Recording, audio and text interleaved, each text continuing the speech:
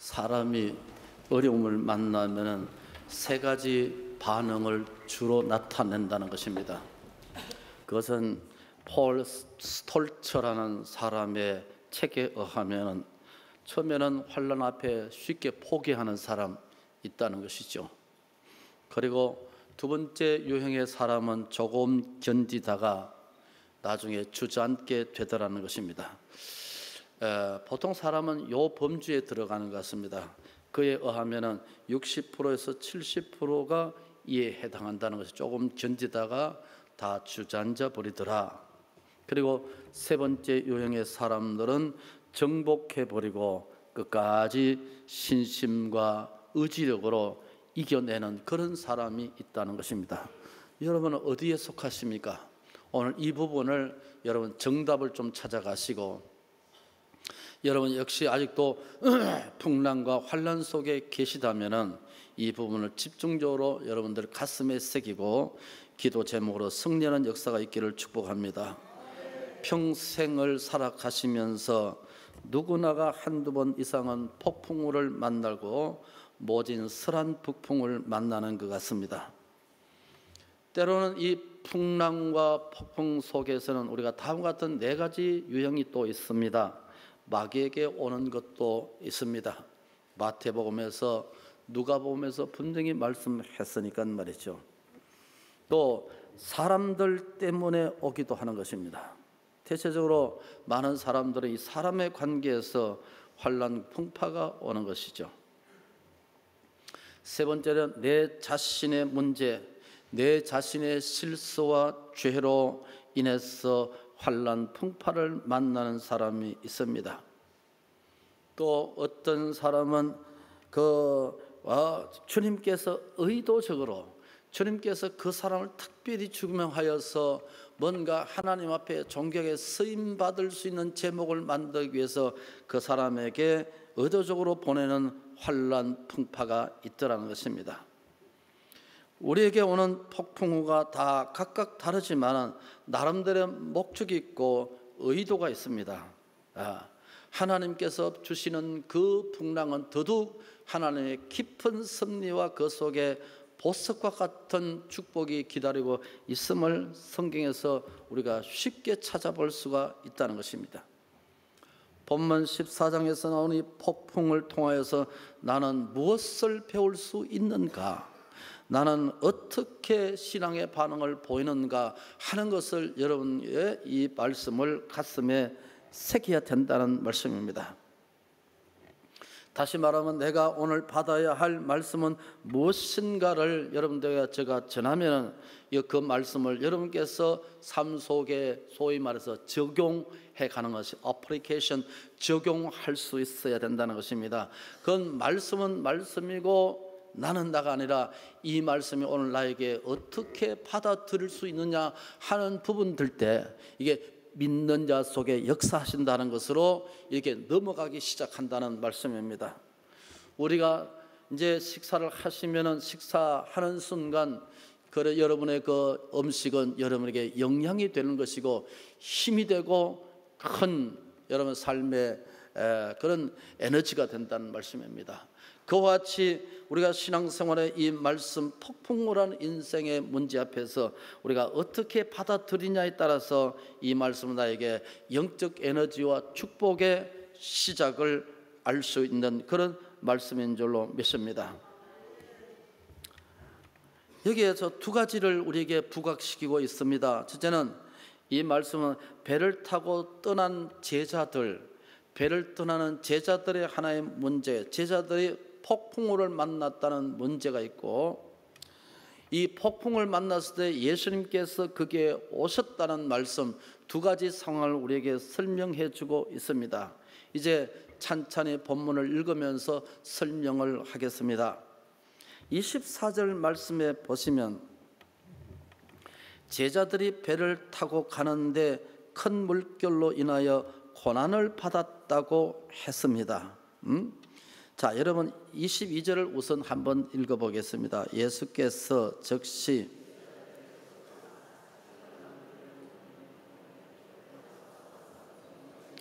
여기에 주어가 말이죠. 제자들이 아니죠. 예수께서 제자들 보고 빨리 재촉이라고 했으니까 빨리 배를 타고 건너편으로 가라.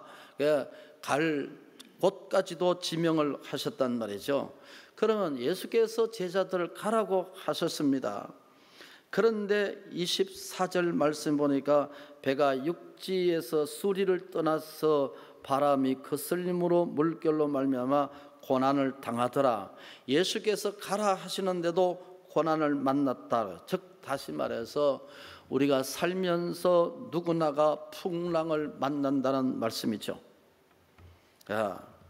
그러면 여기에서 우리가 살아가면서 고난이란 시험, 이것은 우리에게 언제든지 다가올 수 있다는 사실을 우리가 알아야 된다는 것입니다.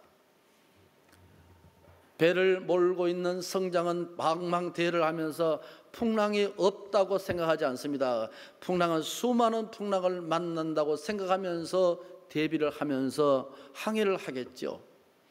바다를 하늘 나는 비행기도 수많은 기류가 있음에도 알고 그렇게 대비하면서 날지 않습니까? 어떤 데는 인천공항에 도착하면 좀 일찍 도착했습니다. 그리고 기류를 잘 타고 일찍 왔습니다. 어떤 데는 시간이 늦었습니다. 왜? 기류 때문에 이렇게 늦었습니다. 이렇게 했죠. 그냥 하늘 나는 비행기든지 바다를 가는 배도 충분하게 이것을 가능한단 말이죠.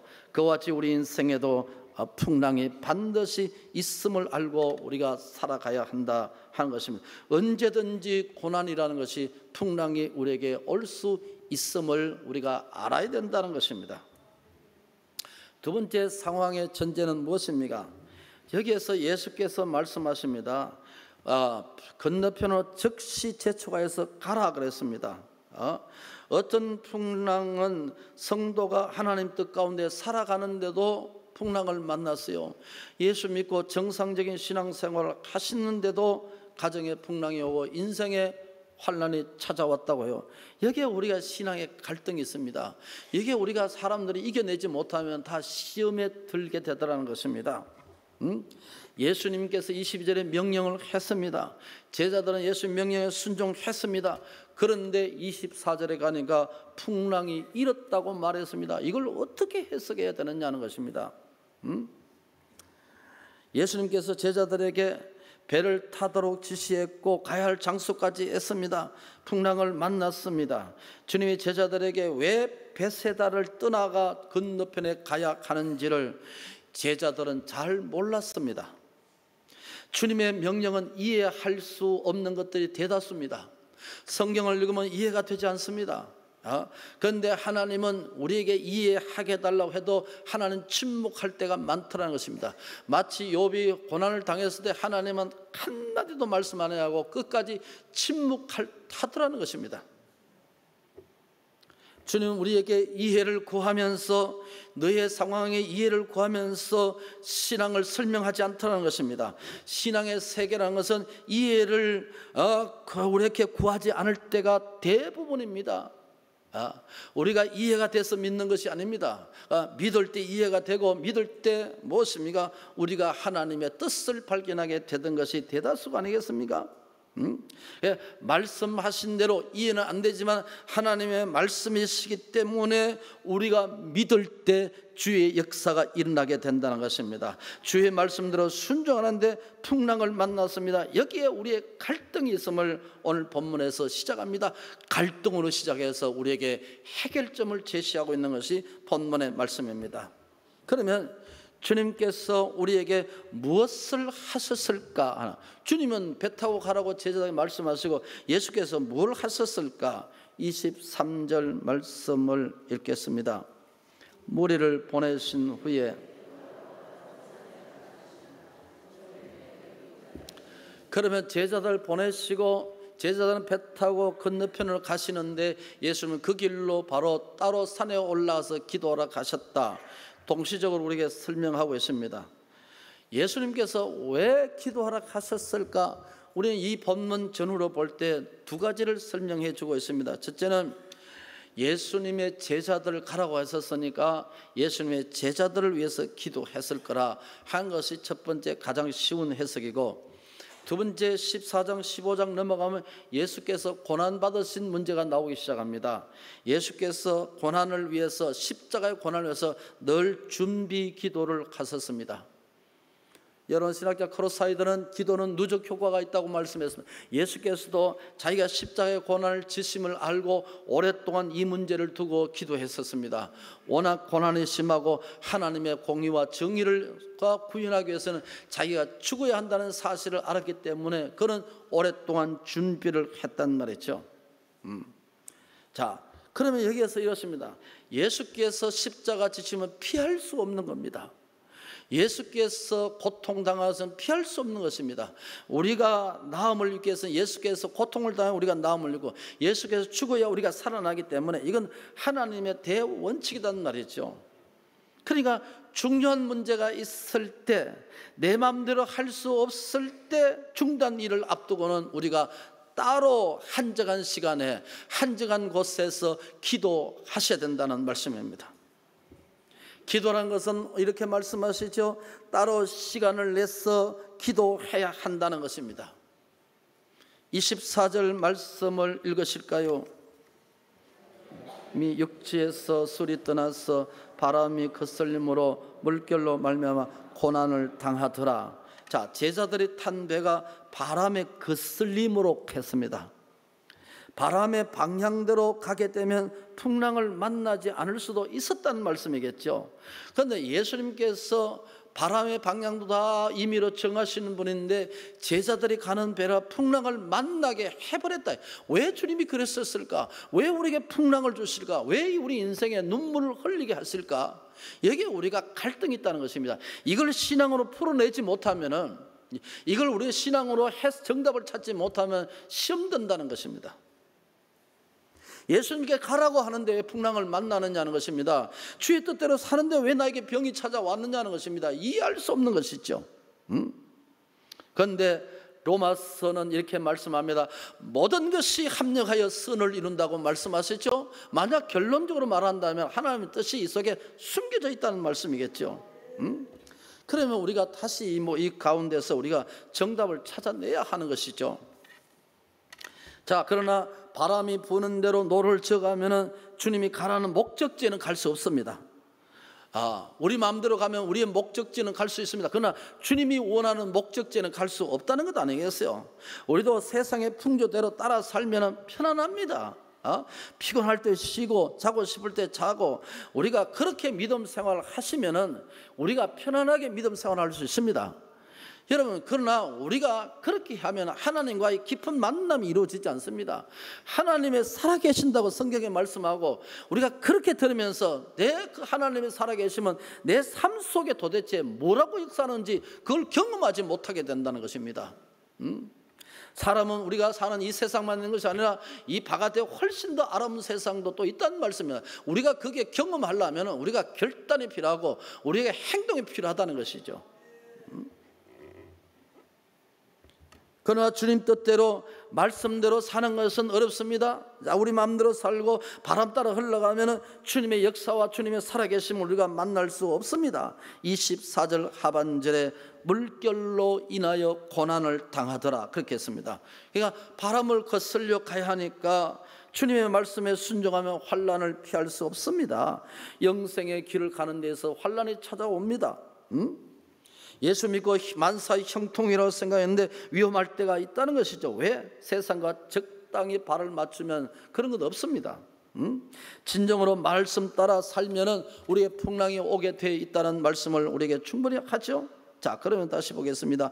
25절 말씀에 밤 사경에 이렇게 말씀했습니다. 제자들은 지금 배를 타고 노를 저어 가는데 예수께서 바다 위로 뭡니까? 걸어서 오시니라. 그리고 두 가지입니다. 우리 시각적으로 걸어 제자들에게 오시니 보았죠. 그래서 시각을 뭐냐? 밤사경이라 그랬습니다. 밤사경은 동특이 2시간 전이라고 볼 수 있습니다. 그러면 우리가 동특이 2시간은 가장 어두울 때라고 보통 말할 수 있습니다. 그냥 고통이 가장 극심할 때, 가장 온 세상의 바다가 다 캄캄한 그 시각에 예수님께서 바다 위로 걸어서 오시니라고 했습니다. 공포와 고통이 가장 극심할 때인 것입니다. 우리는 이렇게 말씀합니다. 왜 예수님께서 고통이 시작될 때 오지 아니하시고 바람과 바다가 처음 일어날 때 그때 오셔야 되지 왜 지금 밤사경이 오시느냐, 이 말씀입니다. 그런 밤사경이란 말씀은 뭡니까? 상당히 몇 시간 동안 노를 지었다 하는 것도 우리가 전제하겠죠. 고통에 상당히 두려움이 상당히 오래 지속됐다는 말씀이겠죠. 자, 이걸 통해서 제자들은 무엇을 깨달았을까요? 바다를 하고 업을 삼았고 바다를 통해서 이익을 가지고 자식을 키웠던 바다의 사람들입니다. 물론 바다란 말은 갈릴리 바다, 갈릴리 호수입니다. 넓은 호수를 이 사람들은 바다라고 말하기도 하니까 말이죠. 그러니까 바다의 전문가고 바다에 의해서 생업을 하는 사람이 여러분 바다에 무서워하는 것입니다. 내가 가장 좋아하는 것이 나의 가장 무서움의 대상이 될 수 있습니다. 제자들은 그 풍랑을 통해서 자신들의 무엇을 깨달을까요? 연약을 깨달았겠죠. 이야, 내가 바다를 평생 살면서도 내가 바다에 무서워했구나. 여러분, 내가 가장 열심히 하고 내가 가장 익숙한 것도 나를 삼킬 때가 있고 나에게 두려움의 대상이 될 때가 있습니다. 그때 뭡니까? 인간의 연약을 깨닫는 것 아니겠어요? 그럴 때 주님을 찾지 않을 수 없었을 것입니다. 제자들은 폭풍 속에서, 환난 속에서 그들은 무엇을 배웠을까요? 여기 하나님이 의도가 있지 않겠어요? 학교에 가면은 학교에서 시험을 칩니다. 학생들은 죽을 맛입니다. 그런데 반드시 공교육은 이것을 해야만이 된다는 것이에요. 그래야만 학생들이 실력이 는다는 겁니다. 학생을 자율화시키면 안 됩니다. 그리고 공부는 뭡니까? 아주 강하게 시켜야 똑똑하고 우리가 원하는, 이 나라가 원하는 인재가 나오게 되어 있습니다. 사람은 하나님이 태어나게 했지만 사람은 사람이 만들 수 있고 환경이 사람이 환경을 만들 수 있지 않습니까? 환경이 사람을 만들어야죠. 아이들을 만들어야 되죠. 차제에 경상일보에서 나온 이야기죠. 여러분, 우리나라가 이제 참 지표가 이상한데요. 서울대학을 얼마나 가느냐에 따라서 대학의 순위가 매겨지는 이 나라입니다. 이 나라입니다. 그러니까 이 광역시가 110만 넘었지 않습니까? 서울대가 몇 명은 42명이 갔답니다. 42명. 이 42명은 포항이 한 50몇만 되죠. 전주가 한 60만 되죠. 전주가 100명씩 넘어가고 포항도 50명이 넘는데 광역시가 42명입니다. 그런 지표라면은 뭡니까? 울산의 교육감과 울산의 교육은 실패입니다. 실패예요. 그러면 서울대학 적게 간다면 소위 말해 스카이 대학도 적게 간다는 뜻이에요. 여러분, 광역시 이렇게 인구가 많은데도 여러분들 머리가 뒤통합니까? 여러분, 이게 뭡니까? 사람의 지성은 얼마나 환경에 의해서 개발되고 얼마든지 할 수 있단 말이에요. 그러면 뭐가 실패입니까? 교육의 실패죠. 그만큼 우리가 열심히 가르치지 않았다는 교육 행정의 책임이란 말이죠. 그러면 여기에서 뭡니까? 주님은 반드시 이런 폭풍이나 시험을 통해서 우리에게 뭐를 보십니까? 레슨입니다. 배우라는 것입니다. 여기 하나님의 뜻이 있다는 것입니다. 풍랑을 통해서 하나님의 레슨이 있다는 것입니다. 하나님의 의도가 있다는 것입니다. 주님의 시간은 너무 늦지도 않고 너무 빠르지도 않고 하나님 뭡니까? 온타임입니다. 온타임. 정확한 시간에 딱 맞는 시간을 인타임이라고 그러고 그 다음에 시간을 그냥 온타임이라고 그랬죠. 그러니까 예수님께서 밤 사경이 예수께서 오시는 온타임입니다. 내가 환난이 만나고 내가 감당할 수 없는 문제가 왔을 때 주님 앞에 주님이 찾아오시는 것입니다. 여기에 이렇게 성경은 강조합니다. 25절 말씀에 밤사경과 그 다음에 뭡니까? 예수께서 오시니 그랬습니다. 제자들이 갈 수 없는 상황이 아니었습니까? 우리가 나아갈 수 없는 상황인데 주님께서 오십니다. 내가 기도로 나아가면 주님이 우리에게 오십니다. 이걸 계시라고 하지 않습니까? 주님이 나에게 오시고 하나님 나에게 찾아오시는 겁니다. 그러면 예수께서 제자들의 상황을 몰랐을까요? 알고 계시죠. 제자들이 두려워하는 모습을 보고 계셨을 것입니다. 제자들이 막 하나님 앞에 기도하고 믿음을 보였으면 좋았을 텐데 그렇지 못한 모습을 보았습니다. 자, 우리는 여기 이 것을 어떻게 해석을 해야 되느냐, 이런 말씀입니다. 말라기 3장 3절 말씀에 이렇게 해석할 수 있겠죠. 하나님께서 자기 백성들을 연단을 통하여서 정결하기 위함이라, 그렇게 했습니다. 여러분, 순금은 반드시 재련을 통해서 순금을 찾아내지 않습니까?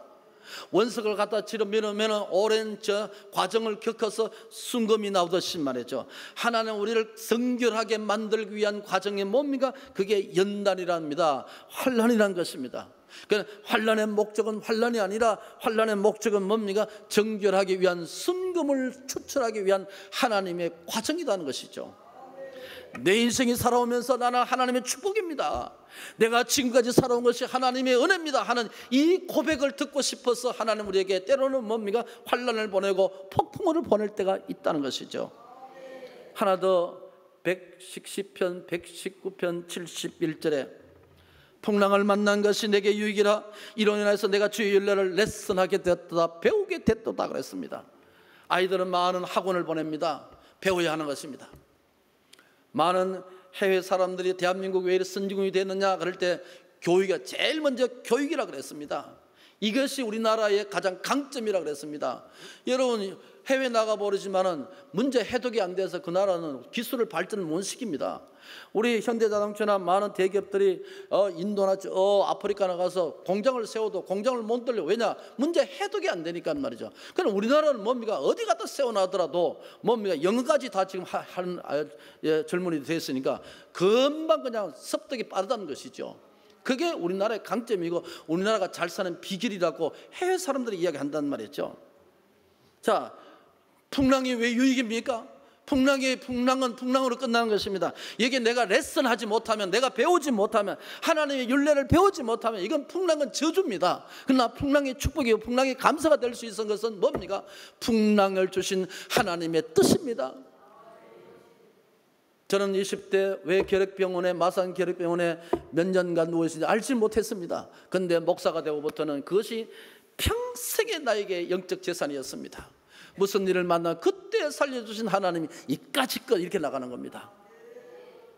여러분 보십시오. 박사 공부를 하면 상당히 어렵습니다. 여러 과정을 거칩니다. 그러나 석사는 문제도 아닙니다. 어디 가다 해도 쉽게 할 수 있습니다. 쉽게란 말은 좀 여러 가지 어폐가 있겠지만, 그러나 저 전공 분야에서는 그렇습니다. 그러듯이 여러분, 그런 환난을 통해서 뭡니까? 자신을 다듬어 나가고 연단해 나가고 하나님께서 다듬어 나가고 빚어 나가지 않겠습니까? 인생의 배움은 클래스에서 있는 것만 아닙니다. 학교에만 있는 것이 아닙니다. 내 삶의 현장에서 일고 있는 그런 풍랑을 통해서 우리가 더 많이 레슨하게 되는 것, 더 많이 배우게 되는 것이에요. 자, 그러면 다시 보겠습니다. 26절을 읽겠습니다. 제자들이, 여기에 동사가 보고 그랬습니다. 여기에 핵심이죠. 예수께서 바다 위로 걸어오심을 보고 놀라. 바다는 걸어올 수 없는 것입니다. 그러니까 우리가 할 수 없는 것을 누가 하게 되면 사람은 놀라 자빠집니다.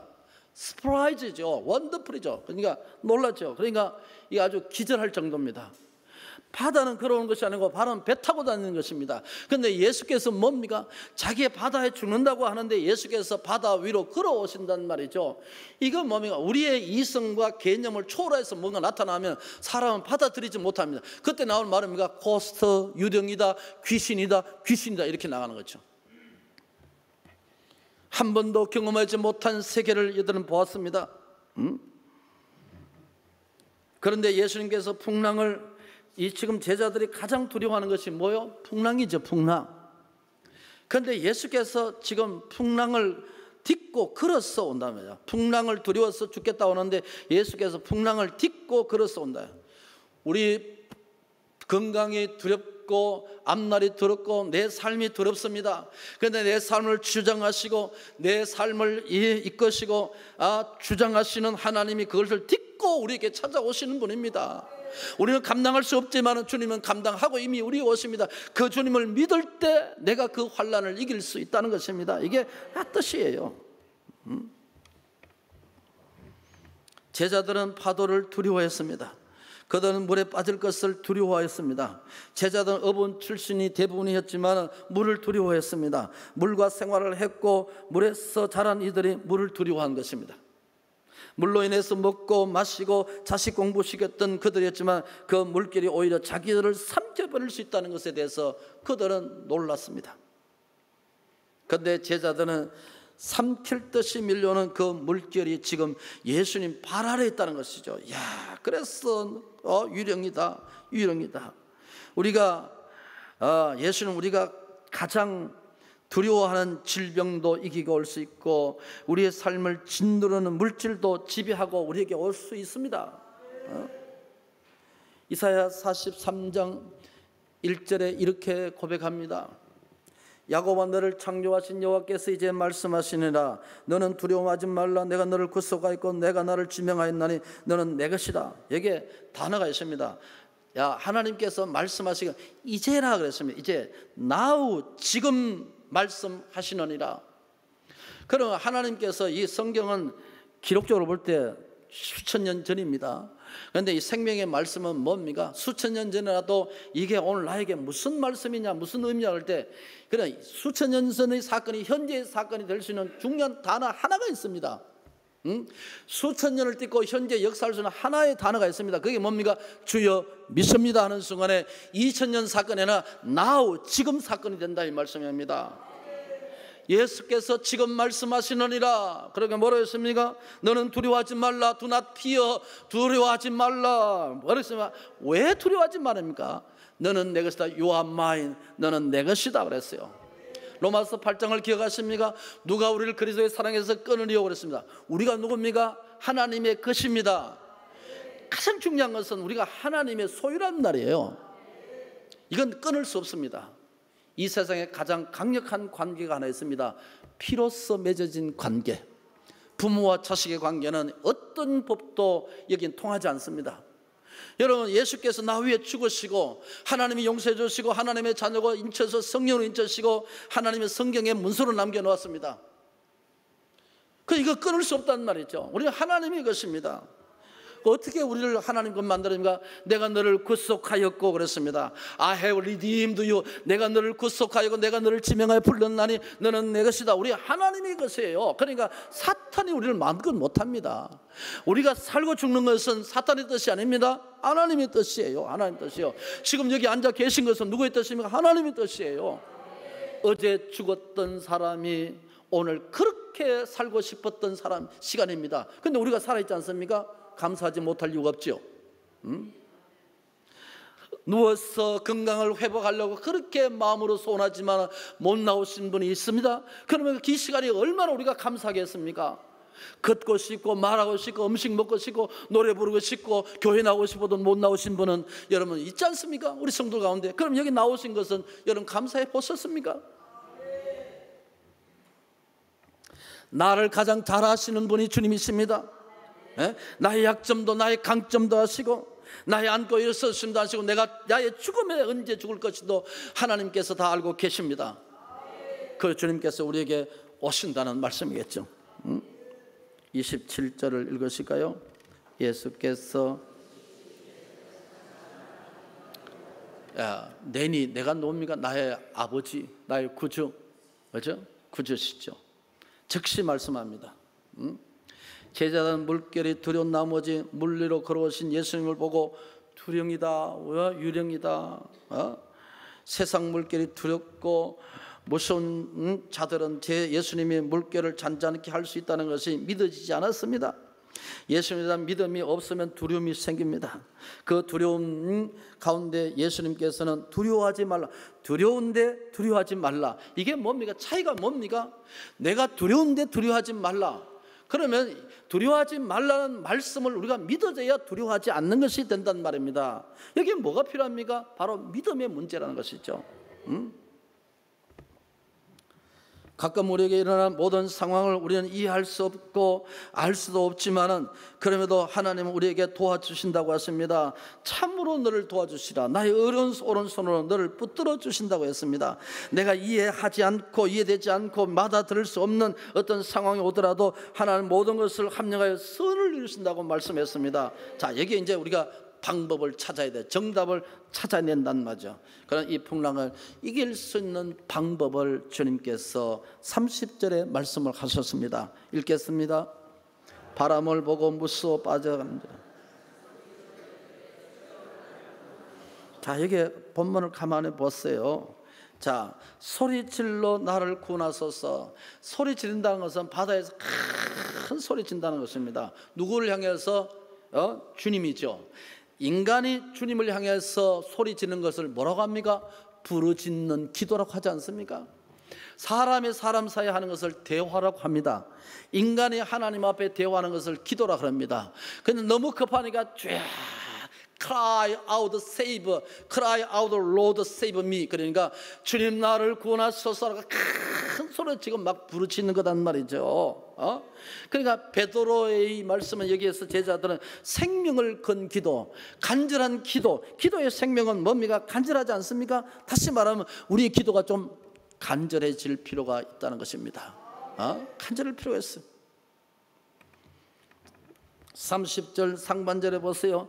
예수님을 보아야 한다 그랬습니다. 보라고 말했습니다. 근데 뭐라고 했습니까? 여기에서 30절에 바람을 보고 무서워 빠져가는지라. 바람은 무서움의 대상입니다. 바다에 바람이 풍랑을 일으켰으니까 바람을 보고 무서워한단 말이죠. 예? 여기가 풍랑을 무서워한다. 바람을 보고 무서워한다. 바람은 우리에게 무서움의 대상입니다. 그런데 그 다음에 구절에 무서워 빠져가는지라 그랬습니다. 이 영어로 표현한다면 뭡니까? 점점 빠져간다. Beginning of the sint라 그랬는데 점점점 빠져간다 이런 뜻입니다. 시험이 갑자기 확 시험 드는 사람이 아니에요. 점점점 시험입니다. 설교 듣기 싫고 예배 드리기 싫고 교회 나오기 싫고 그 다음에 뭡니까? 완전히 시험 들어버렸죠. 에라이 교회 안 나간다 이렇게 하는 거죠. 그래서 이 원문대로 표현하면 점점점 빠져가니라. 영어도 beginning to sink라 해가지고 점점점 빠져간다 그런 뜻입니다. 성도가 믿음의 대상인 예수님을 바라보지 아니하고 세상을 보고 바람을 보면 점점점 신앙이 다운됩니다. 나중에 풍랑 속에 완전히 갇히고 우리의 신앙이 다 날아가 버리는 것입니다. 자, 그러면 이 본체가 뭐냐, 이게 뭐냐? 하나의 실상은 완전히 핵심을 우리에게 말씀하는 구절이 31절입니다. 다 같이 읽어요. 예수께서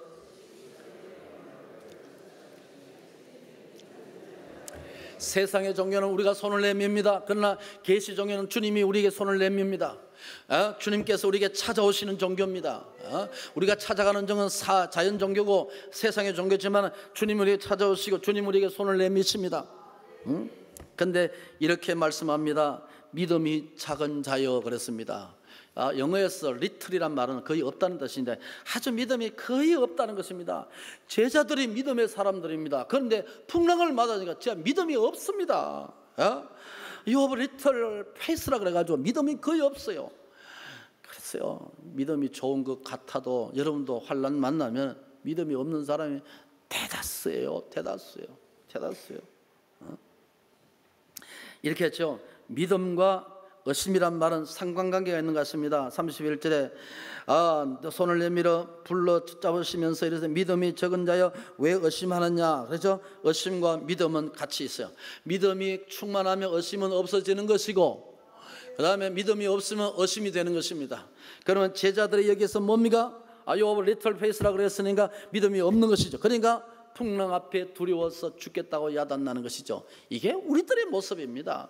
우리들의 삶의 현장이에요. 삶의 현장. 왜 의심하느냐, 왜 믿지 못하느냐 하는 것이 오늘 우리를 향한 외침이 아니겠어요? 믿음이 적으면 의심하게 되고 시험을 이길 수 없게 됩니다. 믿음의 사람은 그의 삶의 모습들은 따로 시간을 내서 기도해야 하는 것입니다. 중대한 문제가 있을 때마다 따로 기도해야 하는 것이고 이때 기도의 자리로 다시 복귀하라는 음성이 아니겠습니까? 비어있는 기도의 자리, 다시 은혜의 자리로, 다시 생명의 자리로 여러분 다시 찾아오라는 생명의 말씀으로 들리지 않습니까? 그러면 하나님이 채워주십니다. 여러분, 자리라는 것은 대단히 중요한 것입니다. 자리가 사람하고 사람의 자리를 만들듯이 우리가 기도의 자리에 앉으면 주님이 우리에게 찾아오십니다. 손을 내밉니다. 그러면 손을 우리가 잡으면 되는 것입니다. 이게 우리가 사는 길이요 축복의 자리이기 때문에 그렇습니다. 자, 오늘 본문은 다음과 같이 간단하게 선머리 4가지로 여러분께 기도 제목을 드립니다. 우리의 삶에 풍랑이 있음을 인정하라는 것이죠. 풍랑을 무서워하지 말라는 것입니다. 배에는 풍랑이 있게 마르는 것입니다. 우리가 사는 이 세상도 환란이 있습니다. 즉 병들 때도 사업이 안 될 때도 소위 그런 일들이 수없이 있습니다. 그러나 이 환란은 우리를 정금같이 나오게 만들고, 이 하나님 앞에 풍랑을 주신 것은 우리가 주의 율례를 배우고 깨닫게 하기 위한 하나님의 특별한 계획이 그 속에 숨겨져 있다는 것입니다. 이럴 때 우리가 그 사실을 믿을 때 풍랑이 축복이 되고, 풍랑 앞에 하나님 감사합니다 라고 고백이 이룰 줄로 믿습니다. 두 번째, 우리는 이 세상에 살면서 두려워하는 것들이 참 많이 있습니다. 그런데 주님께서 배에 동승합니다. 두려워하고 있는 제자들에게 주님이 찾아오셔서 같이 배에 들어갔습니다. 그런데 바람과 풍랑이 잔잔하게 됐습니다.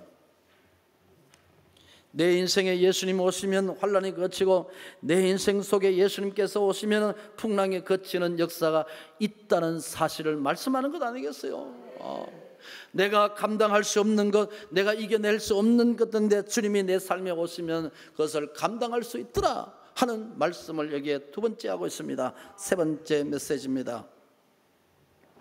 하나님께서는 나에게 말씀하시는 예수님의 말씀에 의심하고 풍랑을 두려워하면 예수님이 유령으로 보입니다. 믿어지지 않으면 예수님이 유령으로 보입니다. 말씀이 믿어지지 않으면 환경이 유령으로 보이고, 나에게 나타난 사건을 도무지 이해할 수 없는 현상으로 변하기 시작합니다. 그러나 예수께서 안심하라, 내니, 주님이라고 내니 두려워하지 말라 그러죠. 말씀이 믿어지면 두려움이 떠나는 것입니다. 말씀이 믿어지면 두려움이 사라집니다. 예수님이 크게 보이고 풍랑은 적게 보이는 것입니다. 이런 은혜가 있기를 축복합니다. 마지막 네 번째, 주님이 건너가라 했습니다. 배 타고 가라 했습니다. 즉시 가라 했습니다.